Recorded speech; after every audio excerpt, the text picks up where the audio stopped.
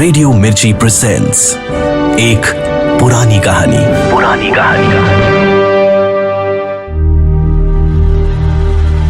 अब सुनिए सादत हसन मंटो का अफसाना सड़क के किनारे, प्रोड्यूस्ड बाय अंकित शर्मा और आवाज है आरजे साइमा की।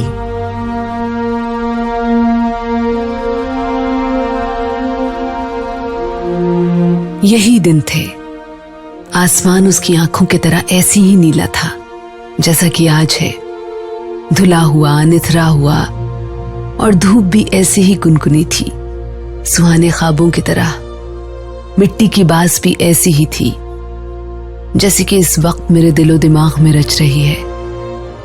और मैंने इसी तरह लेटे लेटे अपनी फड़फड़ाती हुई रूह उसके हवाले की थी।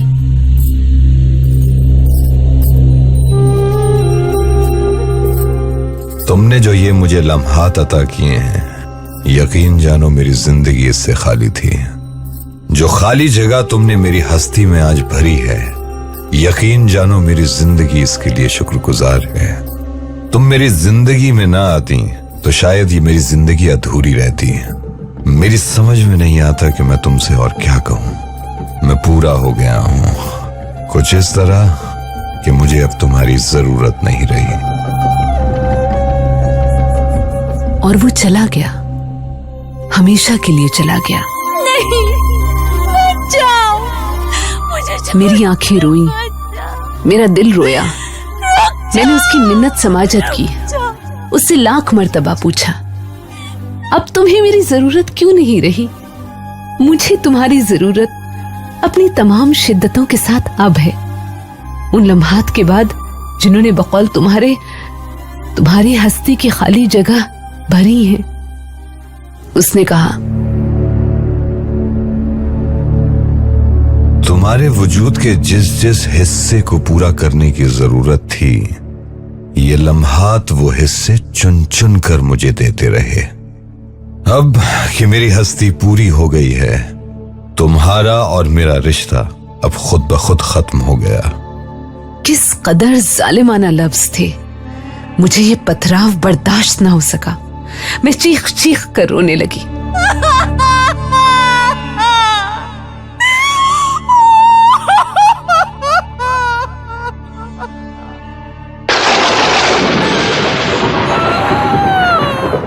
मगर उस पर कुछ असर ना हुआ। मैंने उससे कहा,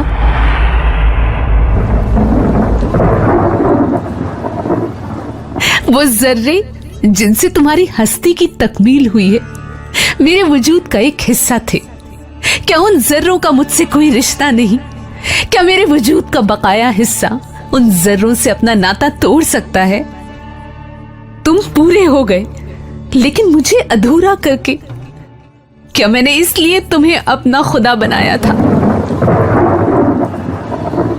फूलों और कलियों का रस चूस चूस कर भंवरे शहद बनाते हैं, मगर वो शहद तो क्या, उसकी एक बूंद तक फूलों और कलियों तक नहीं ला पाते। खुदा अपनी इबादत कराता है, मगर खुद बंदगी नहीं करता। शुरू से अकेले में चंद लम्हे बसर करके उसको मुमकिन बनाया, लेकिन अब अदम कहां है? उसकी अब वजूद को क्या जरूरत है? अदम एक ऐसी मां थी जो वजूद को जन्म देते ही उसकी पैदाइश पे फना हो गई। औरत रो सकती है, दलीलें पेश नहीं कर सकती। औरत की सबसे बड़ी दलील उसकी आंख से ढलका हुआ आंसू है। मैंने उससे कहा,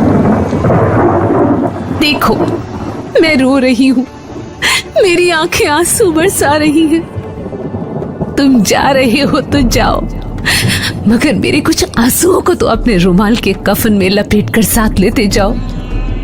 मैं तो सारी उम्र रोती रहूंगी, मगर मुझे इतना तो याद रहेगा कि मेरे चंद आंसुओं के कफन दफन का सामान तुमने किया था, मुझे खुश करने के लिए।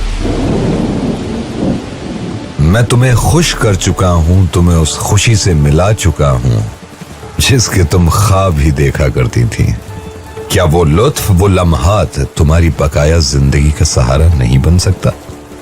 तुम कहती हो कि मेरी तकमील ने तुम्हें अधूरा कर दिया है, लेकिन ये अधूरापन ही क्या तुम्हारी जिंदगी को जिंदा रखने के लिए काफी नहीं? मैं मर्द हूं, आज तुमने मुझे पूरा किया, कल कोई और करेगा। मर्द का वजूद कुछ ऐसे पानी मिट्टी से बना होता है और उसकी जिंदगी में ऐसे कई लम्हात आते हैं जब वो खुद को प्यासा ही समझता है, और तुम जैसी कई औरतें आती हैं जो उन लम्हात की पैदा की हुई खाली जगहें पूरी करती हैं।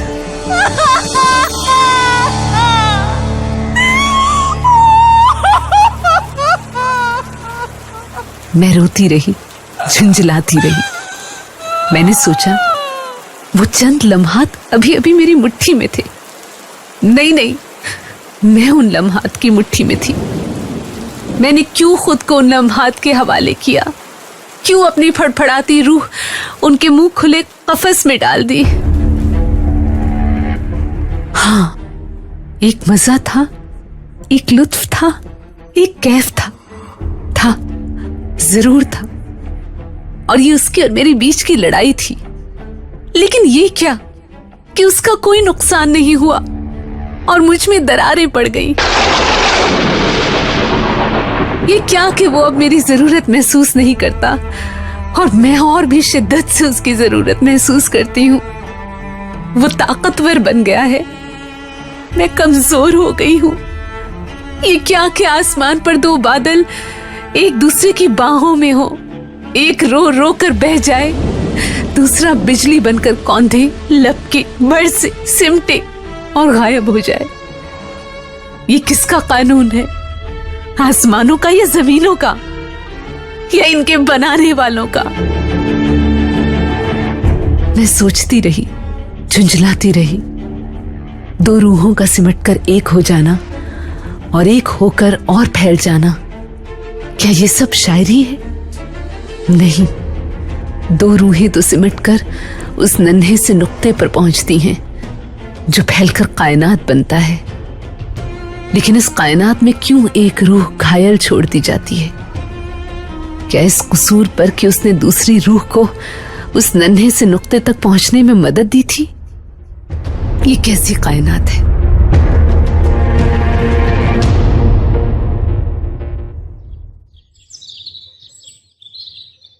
यही दिन थे। आसमान उसकी आंखों की तरह ऐसा ही नीला था जैसा कि आज है, और धूप भी ऐसी ही कुनकुनी थी। और मैंने इसी तरह लेटे लेटे अपनी फड़फड़ाती हुई रूह उसके हवाले की थी। वो अब मौजूद नहीं है। बिजली का कौंधा बनकर जाने वो किन बदलियों के रोने धोने से खेल रहा है। वो खुद को पूरा करके चला गया। वो एक सांप था जो मुझे डसकर चला गया। क्यों उसकी छोड़ी हुई लकीर मेरे पेट में करवटें ले रही है? क्या मैं पूरी हो रही हूं? नहीं, ये तकमील कैसे हो सकती है? ये तो तोड़ फोड़ है। लेकिन ये मेरे जिस्म की खाली जगहें क्यों पूरी कर रही है? ये मेरे जिस्म के गड्ढे किस मलबे से भरे जा रहे हैं? मेरी रगों में ये कैसी सरसराहटें दौड़ रही हैं? मेरे पेट में कौन सा नन्हा सा नुक्ता फैलते हुए पेचोताब खा रहा है? मेरी नाव डूबकर अब किन समंदरों में उभरने के लिए उठ रही है? ये मेरे अंदर दहकते हुए चूल्हों पर किस मेहमान के लिए दूध गर्म किया जा रहा है? ये मेरा दिल मेरे खून को धुनक धुनक कर किसके लिए नरमो नाजुक रजाइयां तैयार कर रहा है?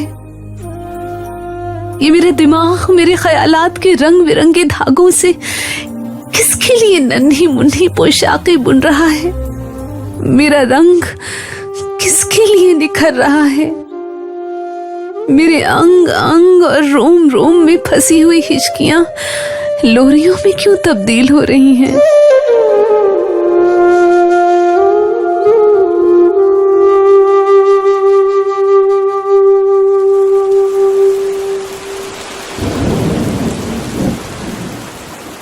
यही दिन थे। आसमान उसकी आंखों की तरह ऐसा ही नीला था जैसा कि आज है। लेकिन अब यह आसमान अपनी बुलंदियों से उतरकर क्यों मेरे पेट में तन गया है। उसकी नीली नीली आंखें क्यों मेरी रगों में दौड़ती फिरती हैं।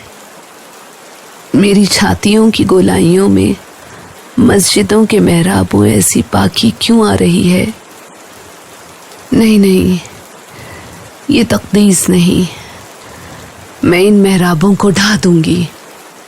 मैं अपने अंदर दहकते हुए तमाम चूल्हे सर्द कर दूंगी जिन पर बिन बुलाए मेहमान की खातिरदारियां चढ़ी हुई हैं। मैं अपने ख्यालात के तमाम रंग बिरंगे धागे उलझा दूंगी।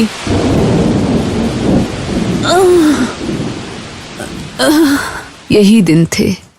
आसमान उसकी आंखों की तरह ऐसा ही नीला था जैसा कि आज है। मैं वो दिन क्यों याद करती हूँ, वो दिन जिनके सीने पर से वो अपने नक्शे कदम भी उठाकर ले गया है। लेकिन ये नक्शे कदम किसका है? ये जो मेरे पेट की गहराइयों में तड़प रहा है, क्या ये मेरा जाना पहचाना नहीं?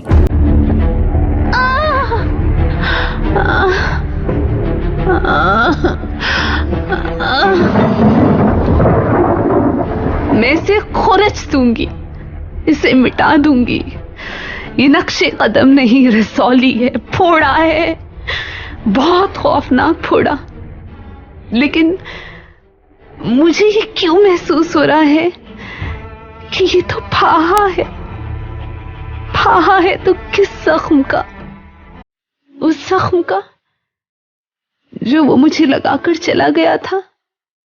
नहीं नहीं, ऐसा लगता है ये किसी पैदाइशी जख्म का फाहा है। ऐसा जख्म जो मैंने कभी देखा ही नहीं, जो मेरी कोख में जाने कब से सो रहा था। ये कोख है क्या? फजूल सी मिट्टी की हंड कुलिया, बच्चों का खिलौना। मैं इसे तोड़ फोड़ दूंगी। कौन मेरे कान में कह रहा है ये दुनिया एक चौराहा है, अपना भांडा क्यों चौराहे पर फोड़ती है? याद रख, तुझ पर उंगलियां उठेंगी। उंगलियां उधर क्यों ना उठेंगी जिधर वो अपनी हस्ती मुकम्मल करके चला गया है? क्या इन उंगलियों को वो रास्ता मालूम नहीं? ये दुनिया एक चौराहा है, लेकिन वो तो मुझे एक दौराहे पर छोड़कर चला गया था। इस राह भी अधूरापन, उस राह भी अधूरापन। इधर भी आंसू, उधर भी आंसू। ये किसका आंसू मेरे सीप में मोती बन रहा है? ये मोती पिरोया कहां जाएगा? उंगलियां उठेंगी जब सीप का मुंह खुलेगा। मोती फिसलकर चौराहे पर गिर पड़ेगा। फिर उंगलियां उठेंगी, सीप की तरफ भी और मोती की तरफ भी। उंगलियां सपोलियां बनकर दोनों को डस लेंगी और अपने जहर से उनको नीला कर देंगी।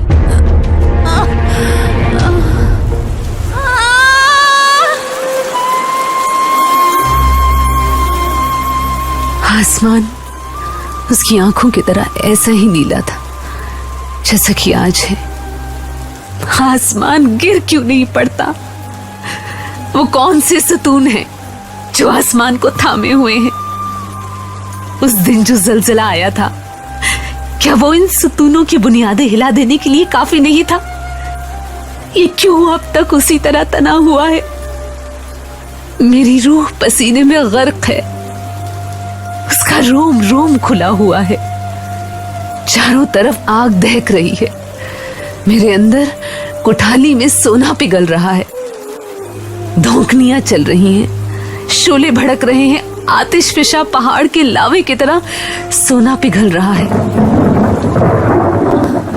मेरी रगों में नीली आंखें दौड़ रही हैं, हाँफ रही हैं, घंटियां बज रही हैं।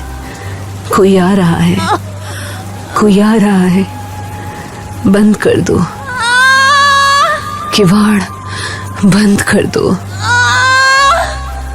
कुठाली उलट गई है, पिघला हुआ सोना बह रहा है, घंटियां बज रही हैं, मेरी आंखें मूंद रही हैं, नीला आसमान गदला होकर नीचे आ रहा है।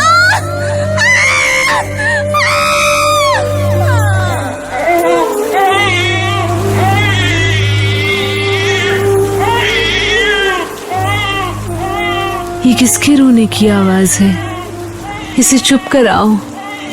इसकी चीखें मेरे दिल पर हथौड़े मार रही हैं। चुप कराओ, इसे चुप कराओ। मैं गोद बन रही हूँ। मैं क्यों गोद बन रही हूँ? मेरी बाहें खुल रही हैं, चूल्हों पर दूध उबल रहा है, मेरी छातियों की गोलाइयां प्यालियां बन रही हैं। लाओ, इस गोश्त के लोथड़े को मेरे दिल के धुनके हुए खून के नर्म नर्म गालों पे लिटा दो। मत छीनो।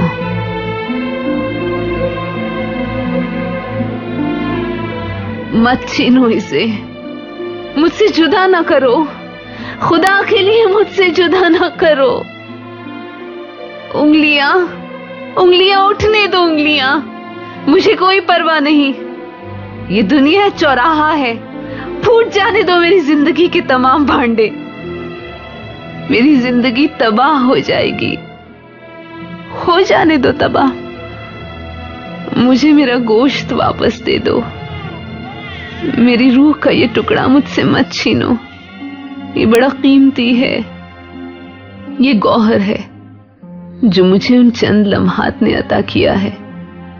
उन चंद लम्हात ने जिन्होंने मेरे वजूद के कई जर्रे चुनकर किसी की तकमील की थी, उसे पूरा किया था, और जो मुझे अपने ख्याल में अधूरा छोड़कर चला गया था। मैं आज पूरी हुई हूं। मान लो, मान लो।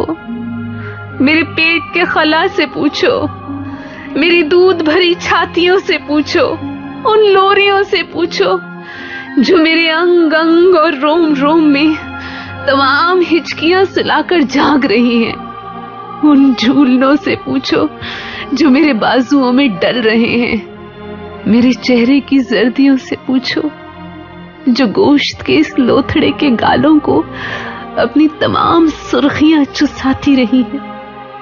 उन सांसों से पूछो जो चोरी छुपे इसको इसका हिस्सा पहुंचाती रही हैं। उंगलियां, उठने दो उंगलियां, उठने दो उंगलियां। मैं उन्हें काट डालूंगी।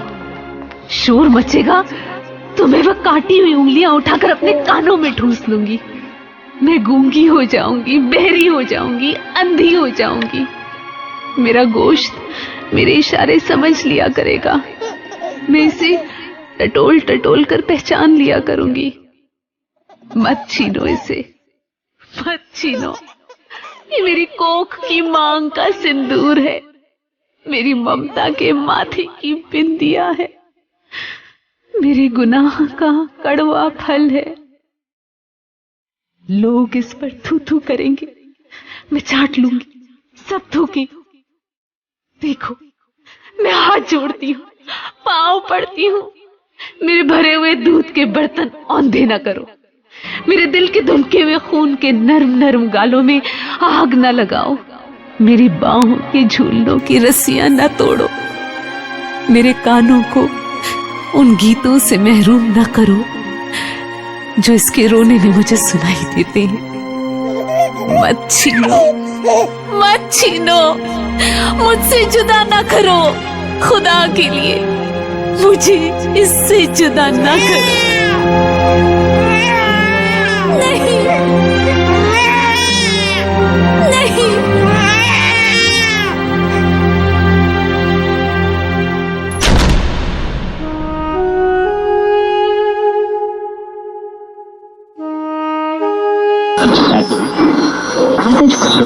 लाहौर 21 जनवरी धोबी मंडी से पुलिस ने एक नवजात बच्ची को सर्दी से ठिठुरते हुए सड़क के किनारे पड़ी हुई पाया और अपने कब्जे में ले लिया। किसी संगदिल ने बच्ची की गर्दन को मजबूती से कपड़े में जकड़ रखा था और उरिया जिस्म को गीले कपड़े में बांध रखा था कि वो सर्दी से मर जाए, मगर वो जिंदा थी। बच्ची खूबसूरत है, उसकी आंखें नीली हैं। बच्ची को अस्पताल पहुंचा दिया गया है।